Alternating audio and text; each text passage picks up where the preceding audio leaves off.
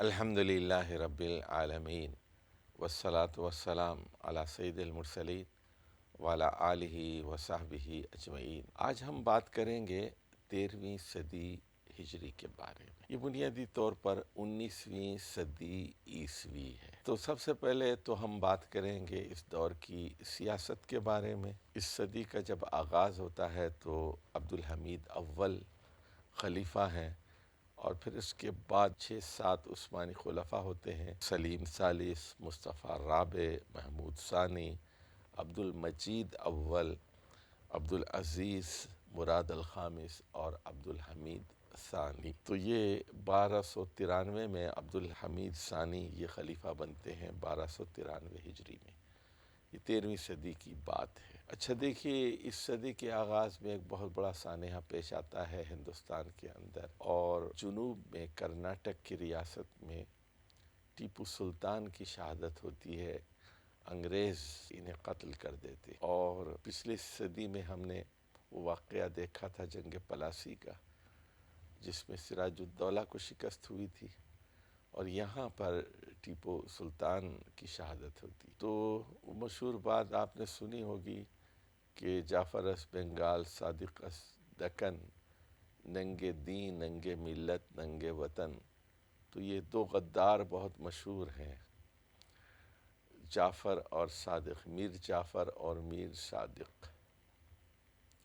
मीर जाफ़र वही था जो अंग्रेज़ों के साथ मिल गया था जंग पलासी में। सिराजुद्दौला को उसने धोखा दिया था, और मीर सादिक वो था जिसने टीपू सुल्तान को धोखा दिया था।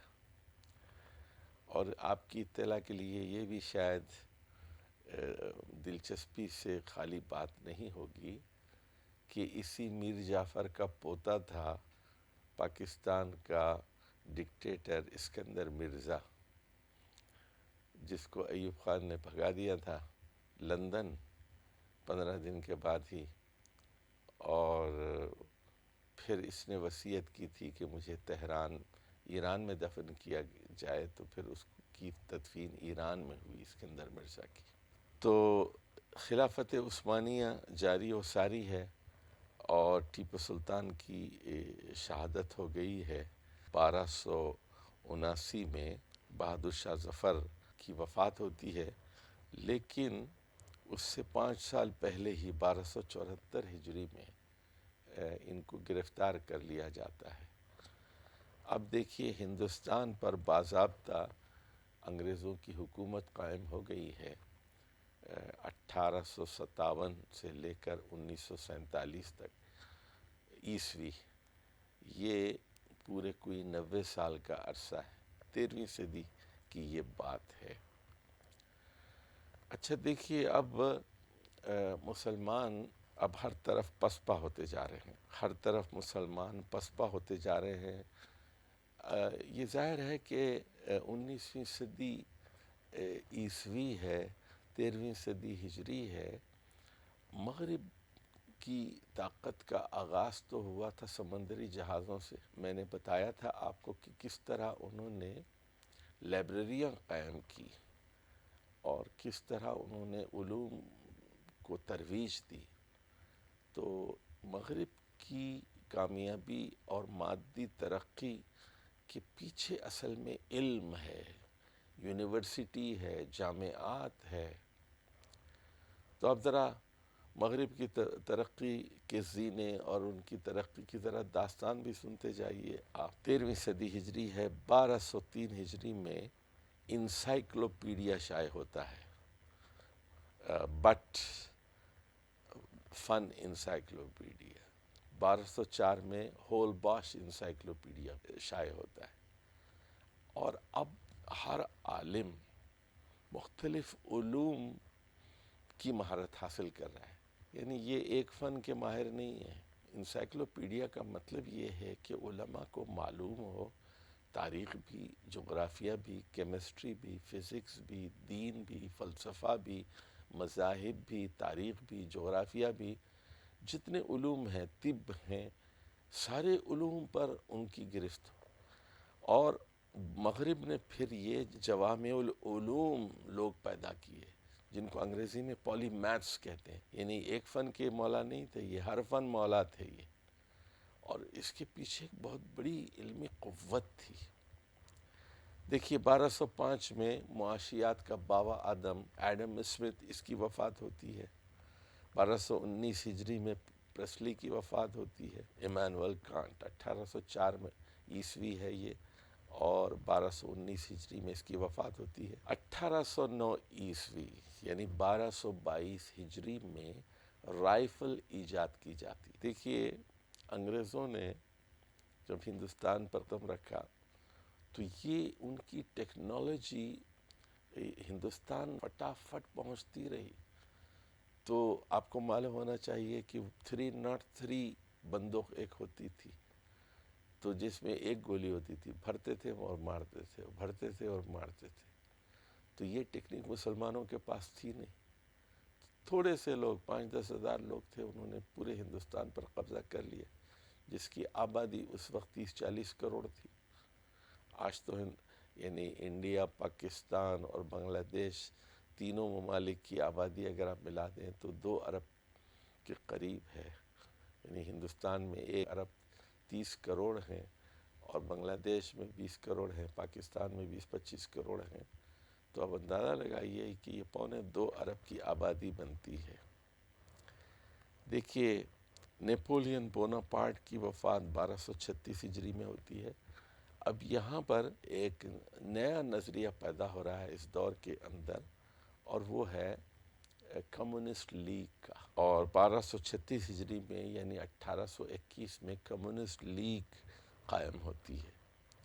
اور یہ بھی آپ کو معلوم ہونا چاہیے کہ کمیونزم کا جو بانی تھا وہ ایک یہودی تھا جس کا نام کارل مارکس تھا، اور 1300 ہجری میں اس کی وفات ہوئی ہے، یعنی یہ اسی 13ویں صدی کے اختتام پر۔ اچھا دیکھیے اب برطانیہ یمن پر قبضہ کر لیتا ہے، اور فرانس تونس پر قبضہ کر لیتا ہے، اور برطانیہ یمن کے بعد مصر اور سوڈان پر بھی قبضہ کر لیتا ہے۔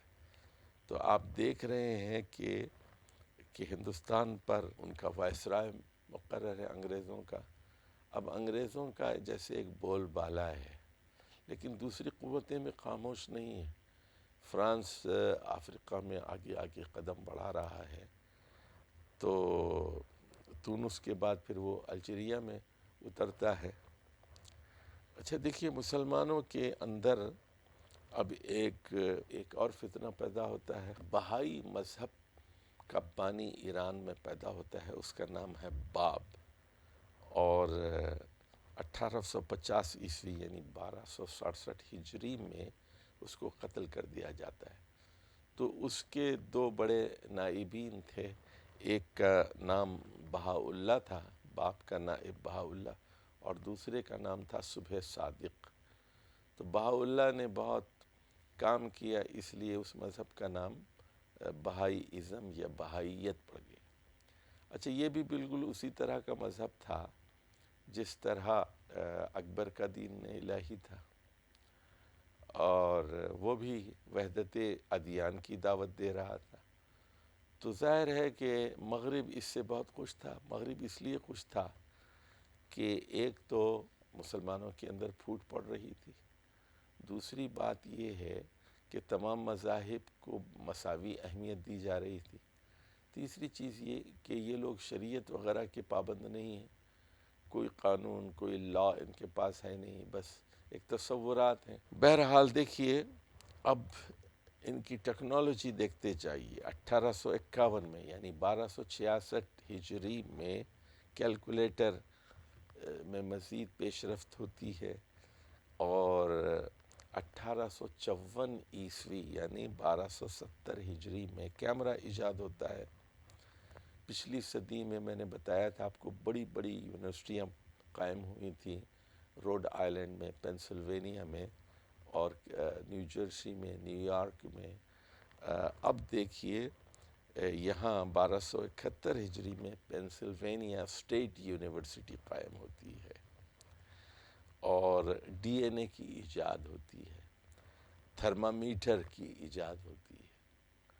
اب نئے نئے آلات آ رہے ہیں، اس کا مطلب یہ ہے مرکیوری کا استعمال ہو رہا ہے، مرکیوری کو کس طرح قید کیا جائے۔ اور اسی صدی کے اندر ہم دیکھتے ہیں کہ ایک آدمی پیدا ہوا چارلس ڈاروین کے نام سے، 1882 میں اس کی وفات ہوئی ہے، بالکل صدی کے اختتام پر، 1299 ہجری۔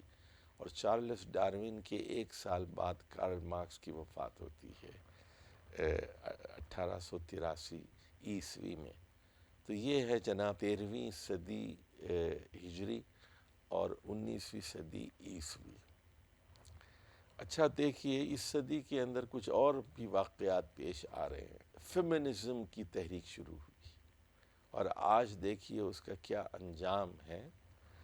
میری کرافٹ نامی خاتون نے 1797 عیسوی میں، یعنی 1212 ہجری میں، 13ویں صدی کے آغاز ہی میں اس تحریک کی بنیاد رکھی۔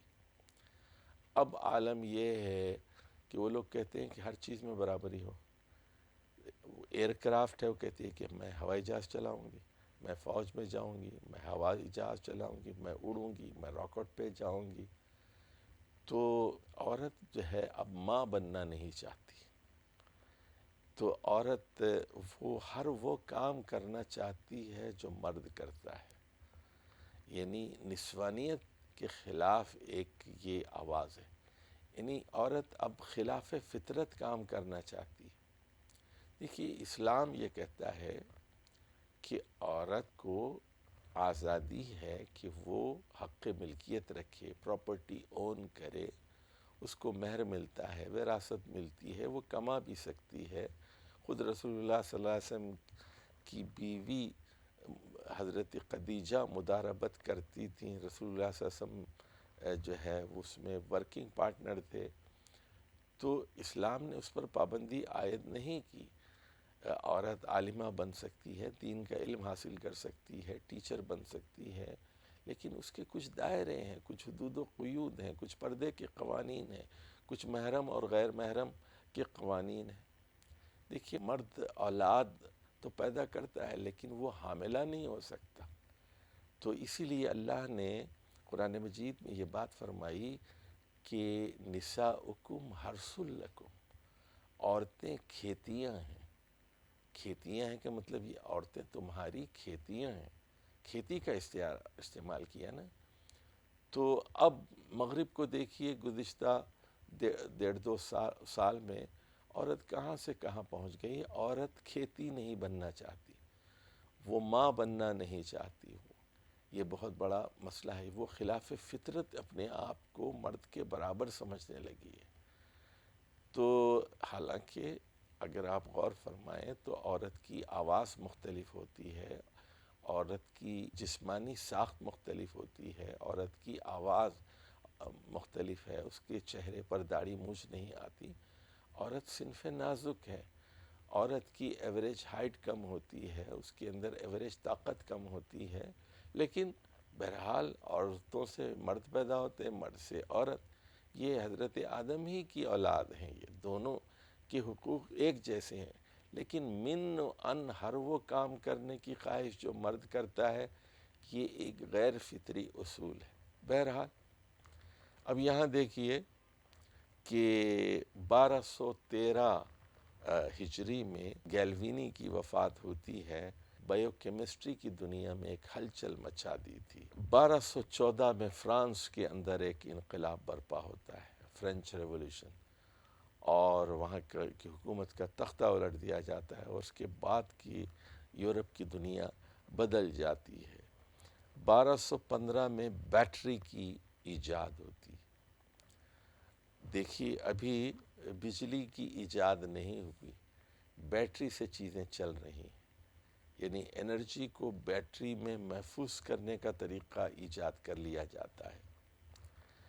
اچھا، اس سے بڑی چیز جو ہوتی ہے 1245 ہجری میں، یعنی 1829 عیسوی میں، کہ پیریوڈک ٹیبل دریافت کیا جاتا ہے، جس میں عناصر کی ویلنسی کا تعین کیا جاتا ہے کہ ہائیڈروجن کا وزن کیا ہے، آکسیجن کا کیا ہے، یہ ایک بہت بڑی کامیابی تھی۔ میٹلز کا کیا ہے تو اس کو پیریوڈک ٹیبل کہتے ہیں کیمسٹری کے اندر۔ اب کیمسٹری کی دنیا میں ایک انقلاب برپا ہو جاتا ہے اس سے۔ اچھا دیکھیے، تونس کے بعد فرانس الجیریا پر قبضہ کر لیتا ہے، یہ 1830 کی بات ہے، 1246 میں۔ اب یہ دیکھیے جتنے ممالک ہیں، الجیریا ہے، تونس ہے، لیبیا ہے، مصر ہے، صومالیہ ہے، سوڈان ہے، اور فلسطین ہے، اور شام ہے، یہ سارے علاقوں پر اب استعماری قوتیں قبضہ کر لیتی ہیں۔ تو سیاسی طور پر، عسکری طور پر مسلمانوں کی شکست کا آغاز ہو چکا ہے۔ اچھا دیکھیے 1830 میں یعنی 1246 میں لیورپول ریلوے کا آغاز ہوتا ہے۔ اب جو ہے بھاپ کے انجن بنائے جا رہے ہیں، کوئلے سے انرجی پیدا کی جا رہی ہے، اور سمندری طاقت تو پہلے سے ان کے پاس تھی۔ میں نے پہلے ہی بتایا تھا آپ کو کہ اسٹیم انجن ایجاد ہو چکا تھا، اور یہ بحری صنعت کے اندر دن دگنی اور رات چوگنی ترقی ہو رہی تھی۔ اب دنیا کے سارے سمندر ان کے لیے کھیل کا میدان تھے، تو ہر طرف وہ دوڑ رہے تھے، بحر الکاہل میں، بحر اوقیانوس میں، پیسفک میں، اٹلانٹک میں، انڈین اوشن میں، ہر طرف ان کے جہاز گھوم رہے تھے، اور خام مال یورپ پہنچایا جا رہا تھا، افریقہ سے، ایشیا سے، اور انڈونیشیا سے، ملیشیا سے، وہ ربر ہو، کوئلہ ہو۔ تو ظاہر ہے کہ یورپ کی صنعتوں کو چلنے کے لیے، وہاں کی گھروں کی روشنی کے لیے انرجی کی ضرورت تھی، تو خام مال، را مٹیریل ساری دنیا سے اب خریدا جا رہا تھا۔ اور دیکھیے اس زمانے میں اور چند بڑے لوگوں کی وفات ہوئی، بڑے لوگ پیدا ہوئے۔ ہیگل کا نام آپ نے سنا ہوگا، جدلیاتی جس نے فلسفہ پیش کیا، اور گوئٹے کی وفات ہوئی۔ مالتھس وہ آدمی ہے جس کی وفات 1250 ہجری میں ہوئی، 1834 میں، جس نے آبادی کے بارے میں ایک نظریہ پیش کیا اور دنیا کو ڈرا دیا کہ دنیا کی آبادی اتنی زیادہ ہو جائے گی۔ اس نے میتھمیٹیکل ایک کیلکولیشن پیش کیا۔ اس کے بعد اب فیملی پلاننگ کی طرف لوگ سوچنے لگے کہ یہ دنیا میں وسائل کم ہو جائیں گے، ہم کیسے کھائیں گے، لوگ بھوکے مریں گے، فیملی پلاننگ کرو، فیملی پلاننگ کرو۔ تو اسی طرح دیکھیے کہ اس صدی کے آخر میں ٹیلی فون کی ایجاد ہو گئی، 1876 میں، 1293 ہجری تھی، اور 1880 میں یعنی 1297 صدی کا بالکل اختتام ہے، اور یہاں پر ہم دیکھتے ہیں کہ بجلی کا بلب ایجاد ہو گیا۔ تو اب یہ دنیا روشن ہو گئی۔ آج آپ دیکھتے ہیں کہ راتوں میں بھی اتنی روشنی ہوتی ہے کہ جیسے معلوم ہوتا ہے کہ سورج نکلا ہوا ہے۔ تو دنیا میں ایک بہت بڑا انقلاب تھا بجلی کے بلب کا آ جانا، اور دنیا جو ہے وہ تاریکی سے گویا ایک روشنی میں آ گئی، اور لوگوں نے اب راتوں میں بھی کام کرنا شروع کر دیا، اور صنعتیں راتوں میں بھی کام کرنے لگی، 24 گھنٹے کام ہونے لگا، تو لوگ شفٹوں میں کام کرنے لگے، اور اس طرح یعنی یورپ کی صنعتوں کو اور امریکہ کی صنعتوں کو بہت بڑا فروغ ملا۔ تو یہ ہے دیکھیے جناب 13ویں صدی ہجری یا 19ویں صدی عیسوی کی داستان۔ اچھا ایک اور آپ چیز یہاں نوٹ کریں گے کہ سعودی حکومت تو قائم ہو چکی تھی، لیکن درمیان میں پھر ان کی حکومت ختم ہو گئی۔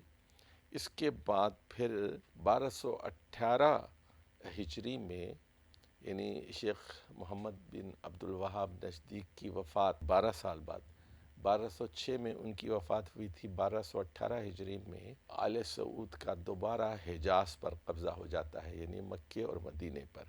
یہ 1802 عیسوی کا واقعہ ہے۔ یعنی آج سے تقریباً 223 سال پہلے، ہم 2025 میں ہیں اور بات کر رہے ہیں ہم 1802 عیسوی کی۔ دیکھیے اس صدی کی ایک اور بڑی بات یہ ہے کہ مہاراجہ رنجیت سنگھ یہ 40 سال حکومت کرتا ہے لاہور کے اوپر، 1213 ہجری سے 1255 ہجری تک، یعنی 1839 عیسوی تک۔ تو اور اس کا مطلب یہ ہے کہ مغلیہ سلطنت تو بہت کمزور ہو چکی تھی اور انگریز وہ اقتدار حاصل کر چکے تھے، اور ادھر پنجاب میں سکھ یہ سر اٹھا رہے تھے اور بالآخر انہوں نے اپنی حکومت قائم کر لی۔ اچھا، اور یہ یعنی 1213 ہجری میں رنجیت سنگھ کی حکومت قائم ہوئی اور 1274 ہجری میں انگریزوں کی باضابطہ حکومت کا ہندوستان پر آغاز ہو گیا۔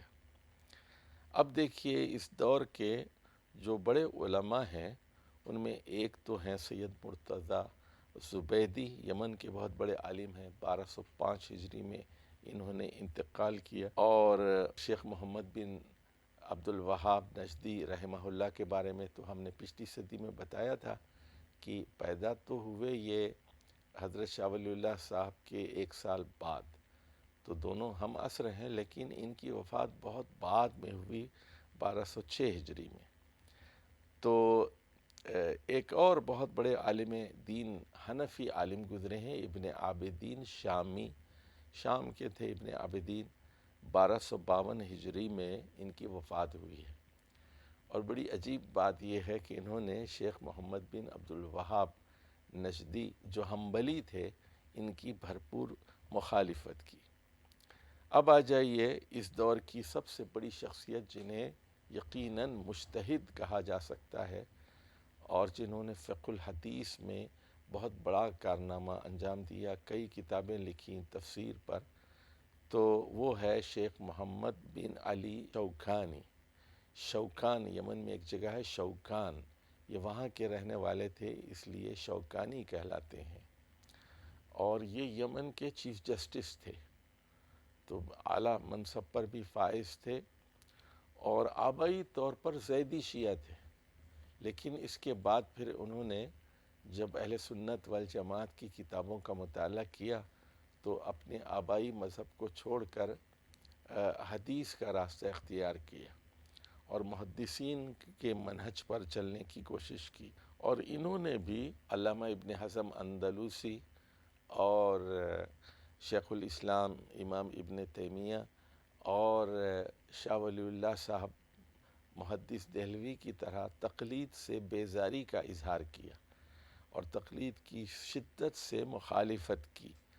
مفسر بھی تھے، محدث بھی تھے، فقیہ اور مجتہد بھی تھے شیخ محمد علی الشوکانی، بے شمار کتابوں کے مصنف ہیں۔ 2-3 کتابیں ان کی بہت مشہور ہیں، ایک تو نیل الاوتار، دوسری سیل الجرار، اور الدرر کے نام سے بھی ان کی ایک مختصر سی کتاب ہے۔ اچھا، اس دور میں آپ دیکھیں گے ہندوستان کے اندر بڑی تبدیلیاں رونما ہوئی۔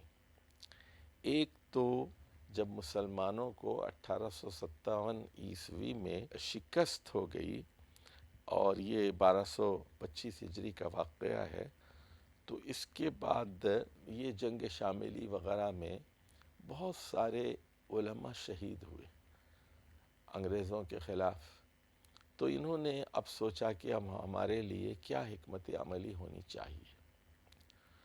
تو اس وقت پھر 1282 ہجری میں، یعنی اس صدی کے اختتام پر، 13ویں صدی کے اختتام پر 1866 عیسوی میں دارالعلوم دیوبند کا قیام عمل میں آیا، اور قاسم نانوتوی اس مدرسے کے بانی تھے۔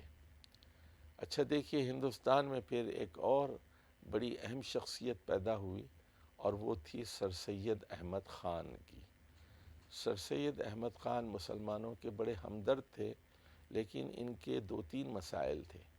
پہلا مسئلہ تو ان کا یہ تھا کہ یہ انگریزوں سے بہت مرعوب تھے، اور مغربی ٹیکنالوجی سے بہت مرعوب تھے، اب یہ قرآن مجید کی من مانی تعویل کرنے لگے ہیں اور معتزلہ کا مذہب اختیار کرتے ہوئے معجزات اور کرامات کا انکار کیا۔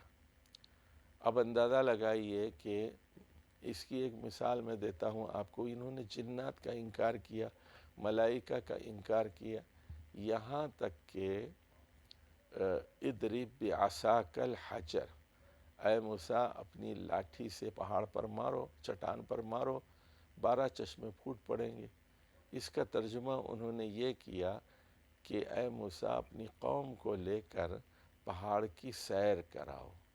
اب اضرب کا مطلب مارنے کے بجائے انہوں نے سیر کراؤ کیا، اور عصا کا ترجمہ لاٹھی کے بجائے انہوں نے جماعت کیا۔ تو اس کے بعد ان کی بڑی مخالفت ہوئی، 19 پاروں کی تفسیر لکھی، اس کے بعد انہوں نے قلم روک لیا۔ لیکن بہرحال وہ مسلمانوں کے لیے مخلص تھے، مسلمانوں کا عروج چاہتے تھے، اور علی گڑھ کالج کا پہلے قیام عمل میں آیا دیوبند کے قیام کے کوئی 10 سال بعد، 1292 ہجری میں، 1875 میں۔ تو اس کے پھر بہت بڑے اثرات ہندوستانی مسلمانوں پر مرتب ہوئے۔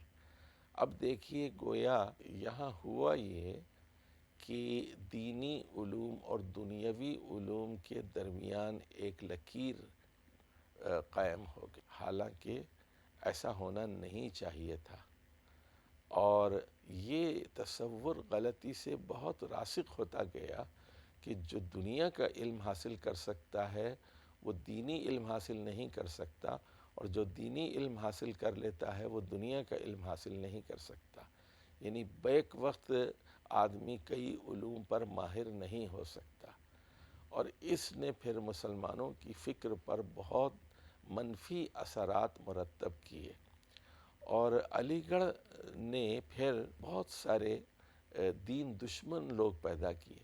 بعض ایسے لوگ بھی علی گڑھ سے پیدا ہوئے جو نماز نہیں پڑھتے تھے، روزہ نہیں رکھتے تھے، بے دین تھے، اور اب دوسری طرف کا معاملہ یہ تھا کہ وہاں دنیاوی علوم کے لیے زیادہ گنجائش نہیں تھی۔ تو یہ ڈائیکاٹومی ایجوکیشن یعنی تعلیم کی دوئی کا ایک نظریہ مسلمانوں میں پیدا ہوا، اور اس کا نتیجہ یہ ہوا کہ بعد میں جب پاکستان کا قیام عمل میں آیا تو اس میں علی گڑھ کے لوگ ہی حکومت کے کل پرزے بنے، اور علماء کو حکومت کے اندر کسی کردار کے ادا کرنے میں آسانی موجود نہیں تھی۔ تو یہ ہے دیکھیے جناب 13ویں صدی ہجری یا 19ویں صدی عیسوی کا پس منظر، اور اس دور کا جو سب سے بڑا نام اجتہاد کے میدان میں اگر ہم کو ملتا ہے شیخ محمد بن عبد الوہاب نجدی کے بعد، تو یقیناً وہ شیخ محمد علی الشوکانی کا ہے۔ تو دیکھیے ہر طرف زوال ہی زوال ہے، اور انگریز وہ اسلامی ممالک پر قبضہ کرتے جا رہے ہیں، اور فرانسیسی وہ بھی افریقہ پر قبضہ کر رہے ہیں، ہندوستان پر انگریزوں کا قبضہ ہے، مسلمانوں کے ہاتھ سے اقتدار چھنتا جا رہا ہے، مغرب اپنی ٹیکنالوجی میں بہت آگے بڑھ رہا ہے۔ تو یہ دور ہے 13ویں صدی ہجری کا، اور اس کے بعد ہم انشاءاللہ اگلے پروگرام میں آپ سے گفتگو کریں گے 14ویں صدی ہجری کے بارے میں، یعنی 20ویں صدی عیسوی کے بارے میں، اور اس میں تو پھر ایک قیامت برپا ہوتی ہے، اور لیکن پھر اللہ تعالیٰ یعنی مشکل زمانوں میں بھی اپنے افراد پیدا کرتا ہے جو اپنے دائرے میں اپنی خدمات انجام دیتے ہیں۔ اجازت دیجیے، والسلام علیکم ورحمۃ اللہ وبرکاتہ۔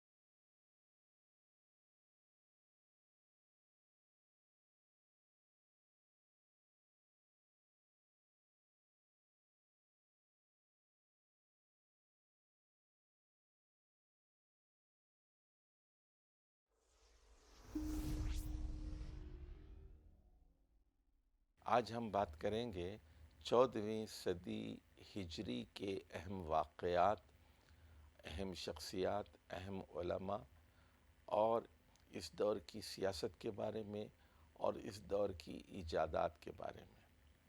37ویں آخری عثمانی خلیفہ عبدالحمید الثانی ہوئے۔ انہوں نے 14ویں صدی میں حکومت کی 1347 سے 1342 تک، اور اس کے بعد سلطنت عثمانیہ بلکہ خلافت عثمانیہ کا خاتمہ ہو گیا۔ یہ 1924 کی بات ہے۔ سعودی عرب میں آل سعود دوبارہ برسر اقتدار آتے ہیں۔ یہ 1320 ہجری یعنی 1902 کا واقعہ ہے۔ دنیا دو حصوں میں بٹ رہی ہے، ایک سرمایہ دارانہ نظام ہے اور دوسرے اشتراکی یا کمیونسٹ نظام ہے۔ بڑی جنگیں ہوئیں اور اس کے بعد ویتنام کی 20 سالہ جنگ ہوئی۔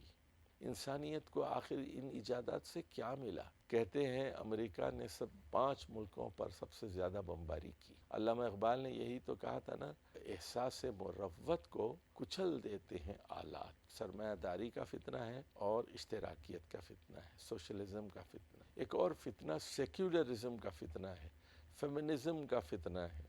مسلمانوں کے اندر انگریزوں نے ایک جھوٹا نبی پیدا کیا، اس نے سیکولرزم کی اصطلاح ایجاد کی۔ روس کے انقلاب کے بعد USSR قائم ہوتا ہے۔ دیکھیے ابھی کمپیوٹر ایجاد نہیں ہوا ہے۔ اب اس سے پہلے ایک اور قوت مشرق میں نمودار ہوتی ہے اور وہ قوت ہے جاپان کی۔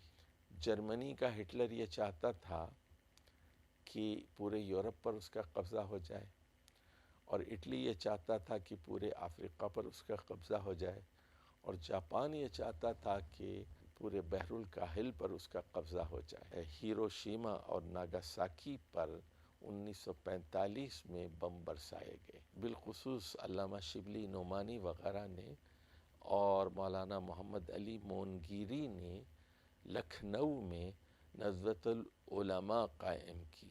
پہلی جنگ عظیم کے بعد ہوتا یہ ہے کہ علی گڑھ مسلم کالج علی گڑھ مسلم یونیورسٹی میں تبدیل ہو جاتا ہے۔ دیوبند کے عظیم محدث مولانا انور شاہ کشمیری کی 1351 ہجری میں وفات ہوتی ہے، اور اس کے کوئی 10-11 سال بعد مولانا اشرف علی صاحب تھانوی کی 1362 ہجری میں وفات ہوتی ہے۔ ایک اور بہت بڑے اہل حدیث محدث عبد الرحمن مبارک پوری کی وفات ہوتی ہے۔ کویت وجود میں آ گیا، امارات کا کوئی وجود نہیں تھا، تو 7 چھوٹی چھوٹی ریاستیں انہوں نے بانٹ کر شہزادوں کو دے دی۔